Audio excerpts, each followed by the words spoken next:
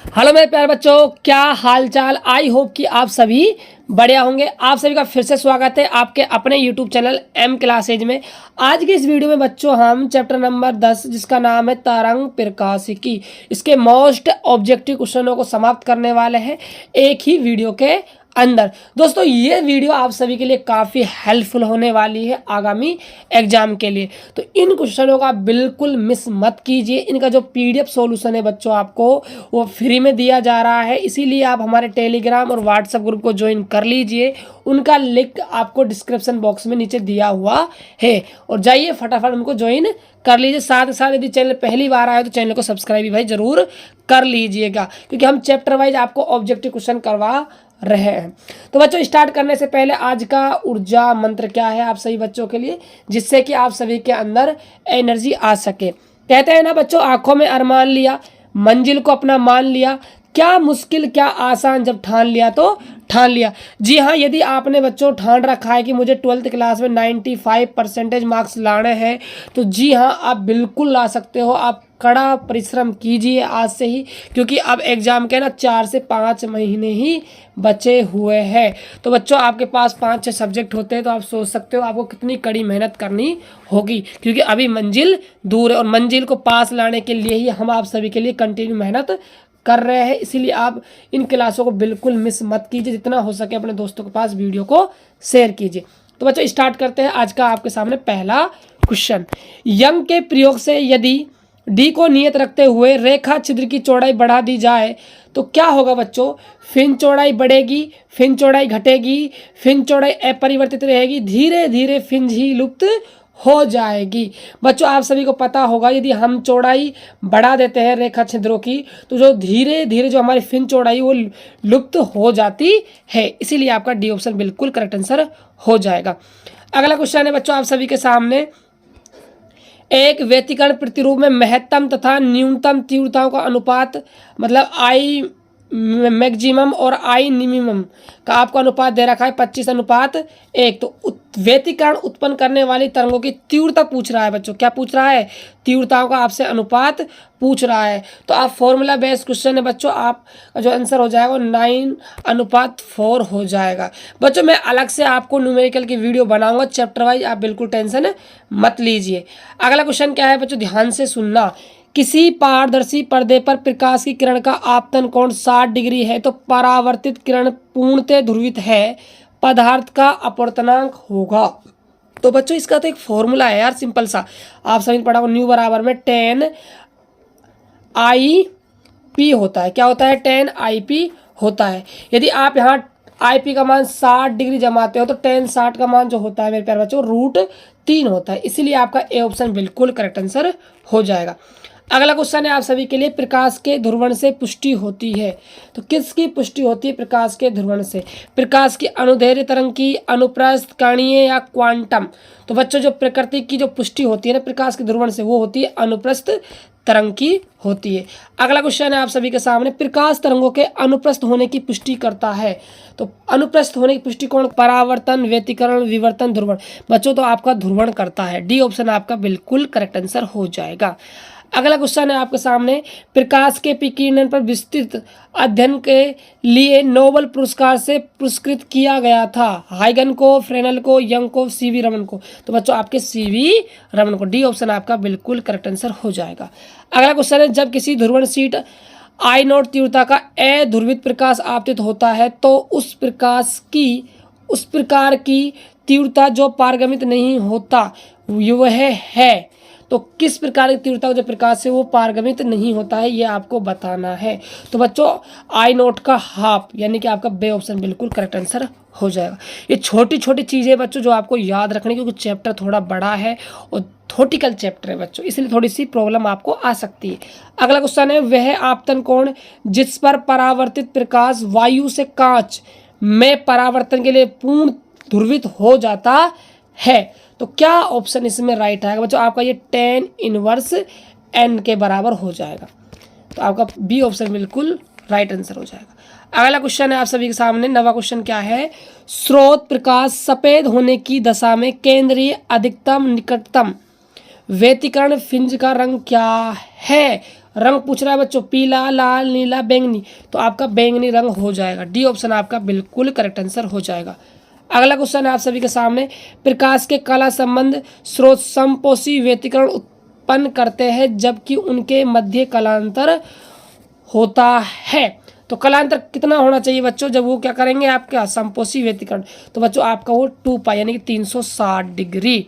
अगला क्वेश्चन है आप सभी के सामने 11वां क्वेश्चन कह रहा है बच्चों आप सभी से, श्वेत प्रकाश से उत्पन्न व्यतिकरण प्रतिरूप में प्राप्त केंद्रीय श्वेत दीप्त फिंज के समीप चमकीली फिंज का रंग क्या होगा। रंग पूछ रहा है लाल, पीला, हरा, बैंगनी, तो बच्चों आपका बैंगनी राइट आंसर हो जाएगा। अगला क्वेश्चन है आप सभी के सामने, यदि रंग के यंग बच्चों यंग के, ये यंग के है ना, रंग के नहीं है, सॉरी यंग है, ये रंग नहीं है ना। यदि यंग के द्विसलिट व्यतिकरण प्रयोग में प्लेटों के बीच की दूरी 3 गुना कर दी जाए तो फिंजों की चौड़ाई हो जाती है। तो फिंजों की चौड़ाई बतानी है आपको क्या हो जाएगी, तो बच्चों आपकी 1/3 गुना, 1/9 गुना, 3 गुना, 9 गुना, तो बच्चों आपकी 9 गुना हो जाएगी। यदि दूरी आपने 3 गुना करी तो उसका स्क्वायर हो जाती है बच्चों, ये बात आप ध्यान रखिएगा। अगला क्वेश्चन है आप सभी के सामने, साबुन के बुलबुले श्वेत प्रकाश में देखने पर रंगीन दिखाई देते हैं, इस घटना का कारण क्या है।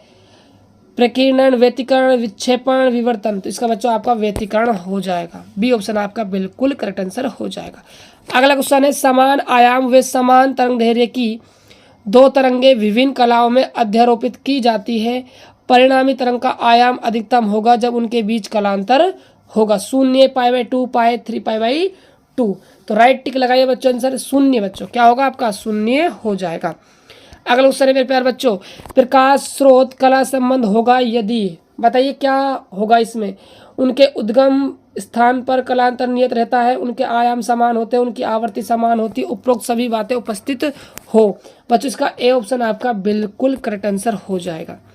अगला क्वेश्चन है आप सभी के सामने 16वां, समान तीव्रता I0 के 2 कला संबंध स्रोत से प्राप्त व्यतिकरण प्रतिरूप में माध्य तीव्रता होगी। I0, 2I0, 4I0, 0, तो बच्चों याद रखिएगा हमेशा 4I0 के बराबर होती है। अगला क्वेश्चन है, प्रकाश के विवर्तन के लिए आवश्यक है कि अवरोधकों का आकार प्रकाश तरंगों की तरंगदैर्घ्य से होना चाहिए, बड़ा, लगभग बराबर, बहुत छोटा, किसी भी आकार। बच्चों क्या होना चाहिए, छिद्र छोटा होना चाहिए। अगला क्वेश्चन है आप सभी के सामने, प्रकाश के विवर्तन की व्याख्या निम्न में से संभव है। प्रकाश की क्वांटम प्रकृति, प्रकाश की तरंग प्रकृति, प्रकाश के न्यूटन कणिका सिद्धांत, उपरोक्त में कोई ही नहीं। तो बच्चों इसमें आपका प्रकाश की तरंग प्रकृति आ जाएगा यदि आपको विवर्तन घटना समझनी है तो। अगला क्वेश्चन है आप सभी के सामने, यंग के द्विछिद्र रेखा प्रयोग में श्वेत प्रकाश प्रयुक्त करने पर केवल श्वेत और काली फिंज प्राप्त होती है, श्वेत फिंज प्राप्त होगी, केंद्रीय फिंज श्वेत लेकिन 2-3 फिंज रंगीन काली दिखाई देगी, उपरोक्त में से कोई नहीं। तो बच्चों ये आपका सी ऑप्शन बिल्कुल करेक्ट आंसर हो जाएगा कि पहले श्वेत फिर उसके बाद 2-3 फिंज क्या होगी आपकी रंगीन काली दिखाई देगी। अगला क्वेश्चन है आप सभी के सामने, द्विव प्रिज्म के उपयोग में कला संबंध स्रोत प्राप्त किए जाते हैं, परावर्तन द्वारा, अपवर्तन द्वारा, व्यतिकरण द्वारा, विवर्तन द्वारा। तो इसमें आपका राइट आंसर बी आ जाएगा, अपवर्तन द्वारा। अगला क्वेश्चन है आप सभी के सामने, अध्रुवित प्रकाश ध्रुव और विश्लेषक जिनके अक्षों के बीच थीटा कोण है गुजरता है तो पारगमित प्रकाश की तीव्रता अनुक्रमानुपाती, अनुक्रमानुपाती का मतलब बच्चों समानुपाती सूत्र होता है I बराबर में I0 cos स्क्वायर थीटा। तो I किसके समानुपाती होता है, cos स्क्वायर थीटा के, तो इसलिए आपका सी ऑप्शन बिल्कुल करेक्ट आंसर हो जाएगा। अगला है मेरे लाडलो क्वेश्चन आपका 22वां, एकल स्लिट के विवर्तन प्रतिरूप में प्राप्त केंद्रीय फिंज होती है, न्यूनतम तीव्रता की, अधिकतम तीव्रता की, तीव्रता स्लिट की चौड़ाई पर निर्भर करती है, उपरोक्त में से कोई नहीं। तो इसका आपका राइट आंसर हो जाएगा बच्चों सी, क्योंकि जो ये होती है स्लिट की चौड़ाई पर डिपेंड नहीं करती। अगला क्वेश्चन है आप सभी के सामने, फेनल के द्विप्रिज्म से प्राप्त कला संबंध स्रोतों के बीच की दूरी बढ़ जाने पर फिंज की चौड़ाई बढ़ जाती है, फिंज स्पष्टतः अपरिवर्तित रहती है, फिंज की चौड़ाई कम हो जाती है, फिंज प्रतिरूप अस्पष्ट हो जाता है, फिंजों की चौड़ाई अपरिवर्तित रहती है। ठीक है बच्चों, तो राइट ऑप्शन टिक लगाइए, क्या हो जाएगा आपका सी ऑप्शन बच्चों बिल्कुल करेक्ट आंसर हो जाएगा। अगला क्वेश्चन है आप सभी के सामने यदि व्यतिकरण करते हुए दो तरंगों के आयाम का अनुपात 4:3 हो तो महत्तम और न्यूनतम तीव्रता का अनुपात होगा। यह आपका सी ऑप्शन हो जाएगा बच्चों, 49:1। अगला क्वेश्चन है आप सभी के सामने, निम्नलिखित में से किस प्रकार की तरंग सिद्धांत से नहीं समझाया जा सकता। तो तरंग सिद्धांत से हम किसको नहीं समझा सकते बच्चों, प्रकाश विद्युत प्रवाह को। याद रखिए, प्रकाश विद्युत प्रवाह को कणीय प्रकृति से समझाया जाता है, जो हम आगे नेक्स्ट चैप्टर का आपके एमसीक्यू करवाएंगे वहां आपको बता देंगे। विद्युत चुम्बकीय तरंगों को ध्रुवित किया जा सकता है लेंस द्वारा, दर्पण द्वारा, पोलराइड द्वारा, प्रिज्म द्वारा। बच्चों पोलराइड द्वारा, सी ऑप्शन आपका बिल्कुल करेक्ट आंसर हो जाएगा। क्वेश्चन नंबर आपका 27 क्या है, बूस्टर का नियम क्या है। तो 4 ऑप्शन है बच्चों। तो बूस्टर ने कौन सा आपको फॉर्मूला दिया था वो आपको बताना, न्यू बराबर 10 IP आपको बच्चों फॉर्मूला दिया था, इसलिए आपको सी ऑप्शन बिल्कुल करेक्ट आंसर हो जाएगा, सी ऑप्शन आ जाएगा बच्चों। अगला है आपका क्वेश्चन, एक यंग के द्विस्लिट प्रयोग में एक वर्णीय प्रकाश स्रोत प्रयुक्त किया जाता है, पर्दे पर प्राप्त व्यतिकरण फ्रिंजों का आकार होगा सीधी रेखा, परवलय, अतिपरवलय, वृत्त। यह आपका परवलय जैसे आकार की प्राप्त होती है भाई। अगला क्वेश्चन है, यंग के द्विस्लिट प्रयोग में यदि स्लिटों की चौड़ाई का अनुपात 4:9 है तो उच्चिष्ट व निम्निष्ट तीव्रताओं का अनुपात होगा। तो बच्चों ये आपका 196:25 आपका ऑप्शन हो जाएगा, A option with the right answer हो जाएगा।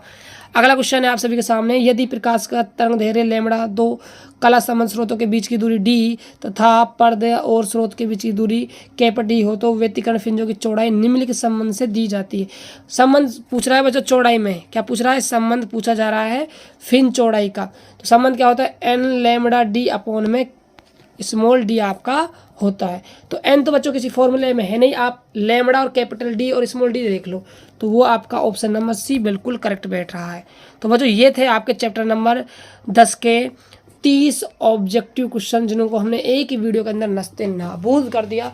बच्चों इसका जो PDF है आपको फ्री में टेलीग्राम व्हाट्सएप ग्रुप में मिल जाएगा, आप जाइए और लिंक को अभी जाकर वहाँ पर ज्वाइन कर लीजिए, क्योंकि टाइम रहा नहीं है बच्चों। आपका एग्ज़ाम जो होने वाला है वो 4 से 5 महीने बाद आपका एग्ज़ाम है फरवरी में, इसीलिए आज से ही आप हमारे साथ जुट जाइए तैयारी को बेहतर करने के लिए। इसीलिए आप चैनल को सब्सक्राइब कर लेना, ताकि आने वाली वीडियो की नोटिफिकेशन आप सभी के पास पहुंच सके। जितना हो सके इस वीडियो को अपने दोस्तों के पास शेयर भाई जरूर करना, क्योंकि हम आप सभी के लिए स्पेशल क्लासें ला रहे हैं।